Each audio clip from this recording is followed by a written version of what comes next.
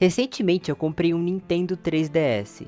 E entre tantas opções de jogos, havia um título que eu sabia que eu não poderia deixar passar, o Ocarina of Time. E pra ser sincero, eu já tinha tido contato com outros Zeldas antes. Mas o único Zelda que eu zerei mesmo foi o A Link to the Past. Na verdade, Zelda sempre foi um jogo que me afastou bastante, porque eu sempre me senti meio burro demais jogando, sabe? Porém, decidi cair de cabeça logo no título mais aclamado da Nintendo, e do mundo dos jogos também. E direto na versão de 3DS, com gráficos e jogabilidade renovada. Se existe uma palavra para descrever o início do jogo, essa palavra seria familiaridade. Eu já havia jogado esse começo em outras ocasiões, mas eu nunca tinha levado adiante. Ainda assim, ver cada detalhe com os gráficos limpos do 3DS trouxe uma sensação completamente nova. A Floresta Kokiri é uma excelente carta de boas-vindas. Casas em árvores, cores vibrantes, personagens simpáticos. É quase impossível não sentir um certo acolhimento ali. A primeira dungeon serviu como um tutorial inteligente, mas não subestimo o jogador. Como eu já tinha uma experiência anterior, eu passei com tranquilidade. Mas não deixou de ser interessante refazer essa dungeon, que eu já tinha feito há muito tempo atrás, com gráficos novos e uma visão nova sobre o jogo. O que me deixou com uma expectativa muito forte pro que viria a seguir. Deixando a floresta pela primeira vez é como abrir uma porta para o mundo inteiro. Hyrule se estende diante dos seus olhos com campos vastos, vilarejos e personagens memoráveis. E seguindo um pouco mais adiante, já indo em direção ao castelo, a gente conhece uma mocinha chamada Malon. Uma garota que, à primeira vista, parecia ser apenas parte de uma missão simples ali do começo. Convenceu seu pai a voltar para o estábulo, mas o jogo já deixa claro desde o início que todos têm uma importância dentro dessa aventura. E eventualmente a gente vai voltar a falar sobre ela. Seguindo adiante, a gente acaba despistando vários guardas na intenção de invadir o castelo. E ao chegar lá, a gente tem um dos encontros mais emblemáticos da série.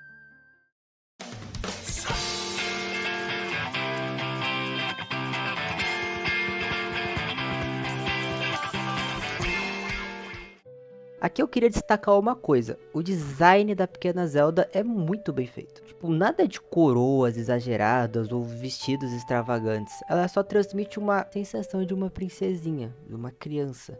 Mas que mesmo assim consegue passar um ar de elegância e um ar cultural muito forte. E, falando com a Princesa Zelda, a gente recebe a missão principal do jogo. Reunir as 3 pedras espirituais para impedir o avanço das ambições de Ganondorf, o que é a clássica jornada do herói, mas aqui é diferente de tantos outros jogos, ela é aplicada com maestria, não soa clichê e não soa forçado também, é natural e orgânico, e eu acho que meio que essa é a essência do jogo. Como na primeira dungeon a gente já pegou a primeira pedra, agora a gente tem uma liberdade maior para ir atrás das 2 restantes, e é aqui que o jogo mostra a sua força. O mundo não é apenas um cenário de fundo, ele respira. Cada NPC tem uma rotina, uma pequena história para contar. As sidequests são variadas e criativas. E mesmo aquelas que aparentemente parecem insignificantes, sempre trazem uma sensação de recompensa e uma profundidade. E o mais da hora é como o jogo lida com o tempo e as suas consequências. Pequenas ações no presente podem refletir diretamente no futuro. Um exemplo muito legal para dar é daquela mocinha que eu tinha comentado antes, a Malon, ou Malon, não sei exatamente. No começo, com o Link criança, caso você vá visitar o estábulo, você vai poder conversar com ela e ela vai te ensinar a canção da Epona. A Epona, que por si só é uma égua que adora música. E se no futuro você voltar lá e tocar a canção da Epona, ela vai reconhecer você e vai voltar a ter aquele apego que ela teve a primeira vez que você tocou. E isso é só um dos exemplos de várias coisas que acontecem. Para alguém que jogava isso pela primeira vez, isso foi impressionante. Ainda mais considerando que o jogo original tem tipo quase 30 anos. Agora falando sobre as pedras restantes, a Pedra do Fogo, por exemplo, ela não oferece muita dificuldade. Os puzzles são bem tranquilos e é uma dungeon muito de boa. Porém, falando agora sobre a Pedra de Água, dá uma mudada. Não é apenas pelos puzzles que são um pouco mais elaborados ou a missão de carregar a princesa em alguns trechos. Na verdade, o pesadelo mesmo é o chefe dessa dungeon. Essa criatura meio aquática é até meio difícil de entender exatamente o que ela é. Eu acredito que ela seja uma mistura de água viva com algum outro bicho esquisito, mas até você descobrir a forma correta de dar dano nisso, dá um trabalhinho. Eu, em particular, morri bastante. E quando você morre, você retorna no início da dungeon com pouquíssimos corações e sem muitos meios fáceis de recuperar os corações perdidos também. Então acredita em mim, foi uma longa jornada. Mas em meio ali muita frustração e teimosia, eu no fim das contas consegui ganhar. Esse arco inicial do Link criança é uma excelente introdução. O jogo deixa claro desde o começo que ele não vai pegar na sua mão, e que você vai precisar ser criativo e observador. No entanto, quando a gente reúne as 3 pedras espirituais, uma coisa muda. Ganondorf coloca seu plano em prática. Ele dá um golpe de estado, fazendo com que a princesa Zelda precise fugir do castelo. Enquanto a Zelda está fugindo, ela entrega para nós, tipo assim, entrega, né, a Ocarina do Tempo, que é o nome do jogo. E após isso, é nesse momento que a gente tem acesso à arma mais zica da história dos jogos, a Master Sword.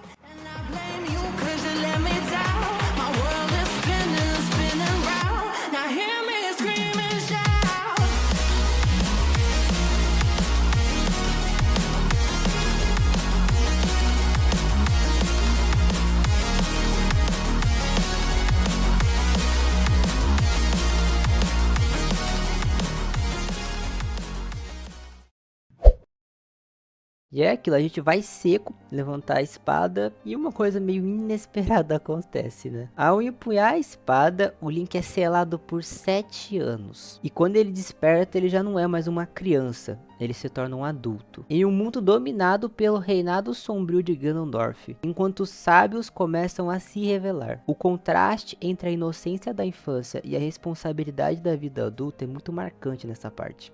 E aí que percebemos que, até então, tínhamos visto apenas o prólogo do jogo, e a verdadeira aventura estava prestes a começar. Quando o Link desperta, 7 anos mais velho, o mundo já não é mais o mesmo. Hyrule se tornou um lugar sombrio, tomada pelas consequências do reinado de Ganondorf. E aí que surge uma das figuras mais enigmáticas de todo o jogo, o Sheik. Hello everyone. How are you? Fine, thank you. Uma presença misteriosa e completamente Ed. O bichão fica farmando aura o jogo inteiro, mano. Não importa, você tá ali andando suave, o bichão tá lá, parado, fazendo a pose mais Ed possível. Só full mistérios, Dark das trevas, Shadow, Ouriço. Mas eu gosto bastante da participação dele no jogo. Ele surge quase como um mentor do Link, observando a sua jornada de forma quase constante. Sua função é de um mentor, mas também um companheiro silencioso, sempre à espreita, sempre interferindo nos momentos cruciais. Uma figura que pra mim teve uma influência muito forte para dar esse peso da transição da infância para a maturidade. E a partir desse ponto a gente tem a verdadeira missão revelada: salvar os sábios restantes em seus respectivos templos. Aqui eu vou precisar abrir um parênteses para falar um aspecto muito importante. O Ocarina of Time é um jogo de quase 30 anos atrás, e mesmo na versão de 3DS, que melhora muitas coisas, há algo impossível de corrigir com tanta facilidade, que é o design meio datado do jogo. Em certos momentos o jogo se torna excessivamente específico em seus objetivos, e se você não prestar atenção em cada diálogo ou detalhe no cenário, você vai ficar perdido. E foi exatamente o que aconteceu comigo no primeiro templo da floresta. Para entrar é preciso obter um gancho, e até aí de boa, mas para descobrir onde pega essa merda desse gancho, cara, foi complicado. Por exemplo, no cemitério havia uma pista sobre um túmulo de um coveiro, porém os túmulos do cemitério em si,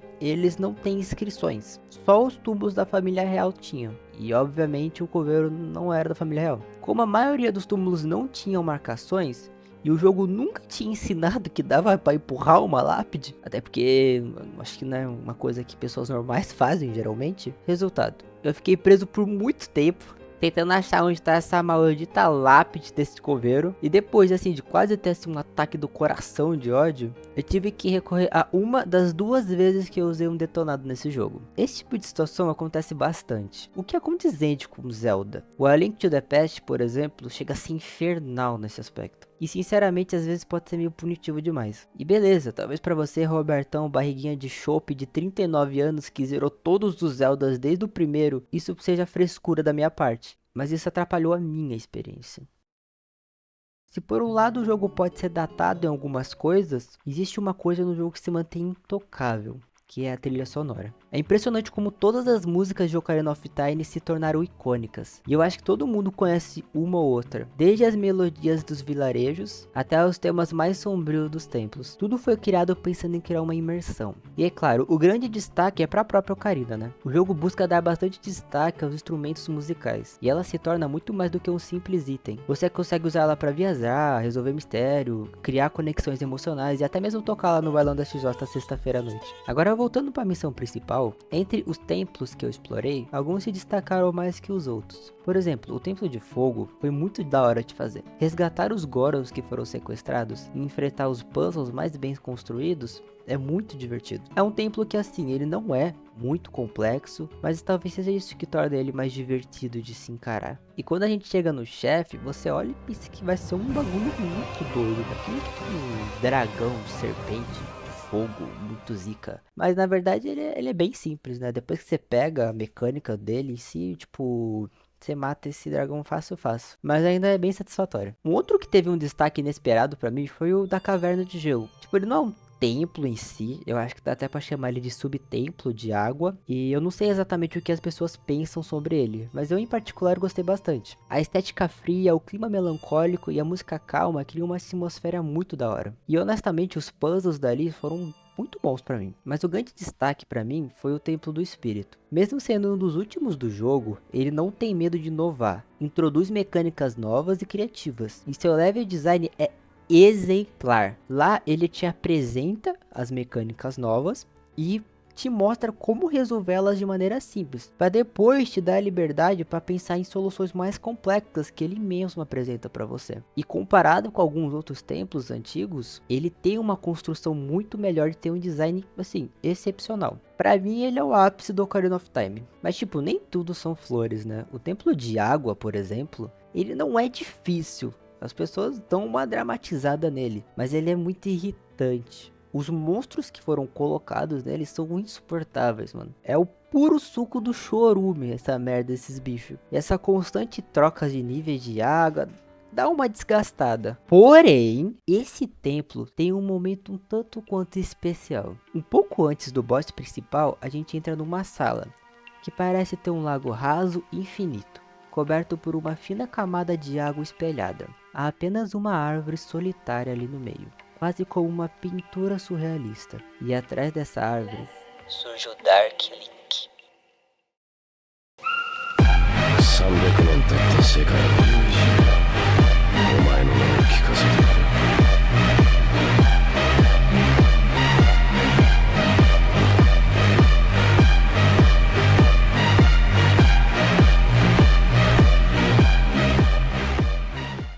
Assim como o reflexo da água, ele copia praticamente todos os seus movimentos. Ataques de espada, saltos, defesa. A presença dele é intimidadora pra cacete, porque ele parece que ele tá pensando enquanto você tá lutando, o que é muito diferente dos outros inimigos que a gente enfrentou. O Dark Link, ele não é um monstro qualquer, ele é a sombra do Link, uma representação dos seus medos, memórias e até mesmo a sua própria força. É um momento simbólico, já que o herói precisa enfrentar a si mesmo. E é aí que o Link se prova digno de ser o herói do tempo, superando sua própria escuridão. E olha, se você achava que o Sheik ficava farmando aura, é porque vocês não conheceram esse cara aqui.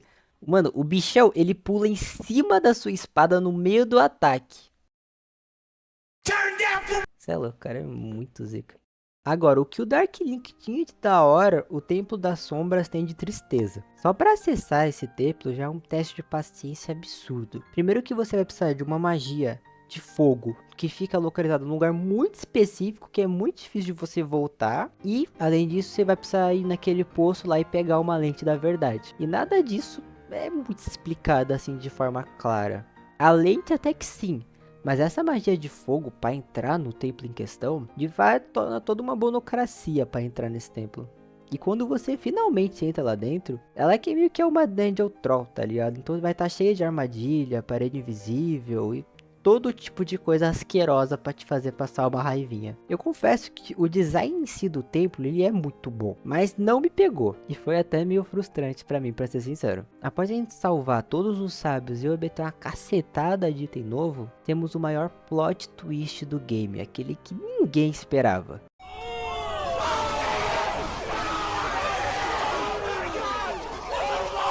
o Sheik na verdade era a Zelda disfarçada. Beleza, beleza. Hoje em dia isso é muito mais previsível. Mas eu acho que na época isso deve ter pegado uma galera desprevenida sim. E aproveitando essa deixa, eu queria destacar uma coisa que me chamou muita atenção nesse jogo, que é a valorização das personagens femininas. A gente tá falando de um jogo de 1998, e isso é muito impressionante. A princesa Zelda, por exemplo, mesmo disfarçada, sempre esteve presente como uma mentora do Link, e ela teve diversas interações fortes e importantes para a história. A princesa Ruto, por exemplo, apesar de muitas vezes fragilizada, nunca deixou de mostrar coragem e disposição para resolver os problemas, sempre mostrando que se importa com o seu reino e assumindo no peito a responsabilidade de ser uma princesa. A gente tem a Impa, a Naboro, a Saria, todas representam virtudes como força, conhecimento, amor e rebeldia. É notável como mesmo em um jogo de quase 3 décadas, as mulheres têm papéis fortes e relevantes, mostrando quão à frente do tempo ele é.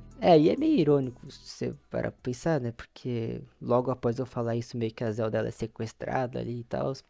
Mas ela foi pega desprevenida, tá bom? Vamos passar esse pano. Com o Ganondorf sequestrando a Zelda, a gente tem a liberdade agora para ir lá pro castelo dele. E como que o castelo do Ganondorf funciona? Ele é como se fosse um grande exame final. Cada sala é um teste baseado nos templos anteriores, com novos puzzles e inimigos. É como se o jogo estivesse te intimando para ver se você realmente aprendeu tudo o que precisava. Então chegamos à luta derradeira.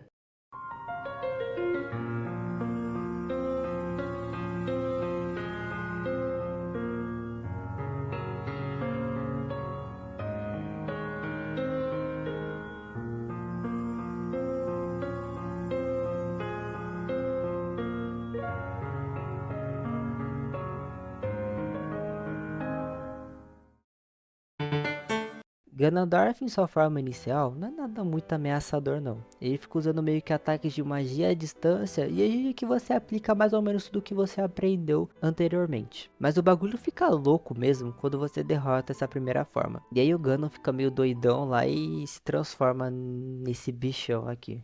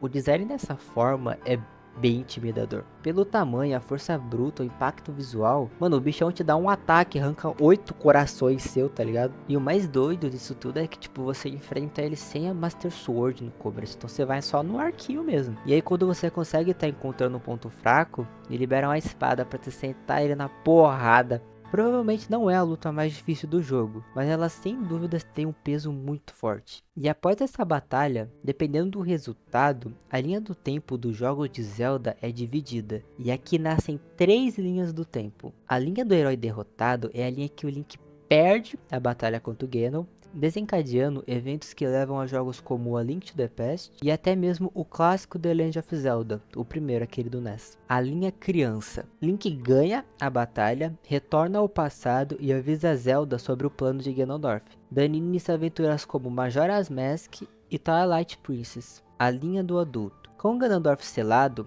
Hyrule segue adiante, dando origem ao The Wind Waker e as suas sequências. Eu acho que na lore principal do Ocarina of Time a gente segue a linha do Link criança. A Zelda sente muita culpa de ter tirado a infância do Link e envia ele de volta no tempo para que ele possa aproveitar a sua infância. É um desfecho bem melancólico, mas também coerente com a história. E no fundo eu acredito que o Link não se arrepende da jornada que ele viveu.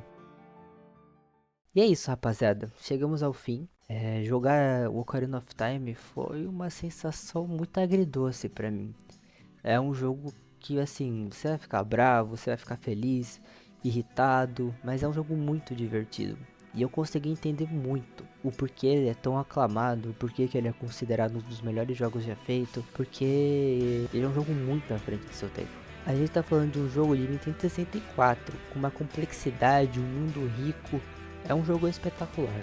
Foi uma experiência muito gratificante pra mim, e acima de tudo me deixou com uma vontade muito grande de jogar os outros jogos da franquia. Porém, a nossa aventura vai tomar um rumo diferente agora. Its fading light augurs a greater darkness.